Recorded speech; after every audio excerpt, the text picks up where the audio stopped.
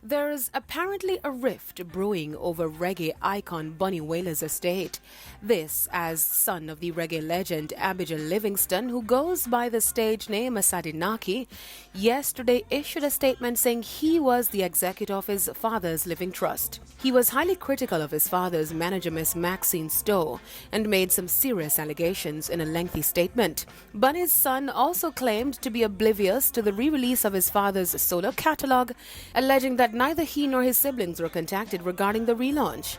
He says his father's entire catalogue is suddenly ready for digital distribution, and merchandise and the Wailer's branding have been made without his or his father's knowledge. In the statement, which seems to be prepared before the sudden passing of Bunny Wailer on Tuesday, also sees Asadenaki revealing intimate family struggles, his role in his father's business, claiming that the Wailer label and brand is owned by him and his father. He announced his departure from the Wailer's trio and demanded to know details on the estate of his father's affairs, adding that his father's hospital bills run in the millions per month. Efforts to reach Ms. Stowe for a comment proved futile. Following Asadenaki's post, Carl Livingston, brother of Bunny Wailer, issued a statement through attorney-at-law Roderick Gordon, which Carl signs as the trustee and executor of Bunny's estate.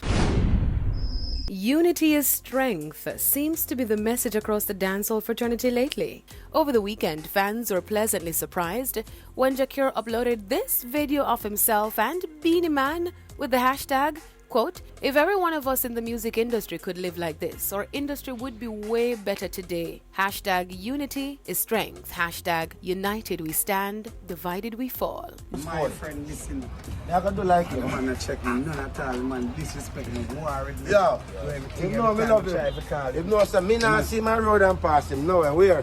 My friend in the car, we are bad. Which friend? I'm brother to me. Jakure and Beanie Man have reportedly been beefing for the past 20 years. The feud started when Jakure, then part of Capleton's camp, was alleged to have had altercations with the Doctor in defending the More Fire singer. This following an incident in New York where Beanie Man entered the stage before Capleton completed his performance.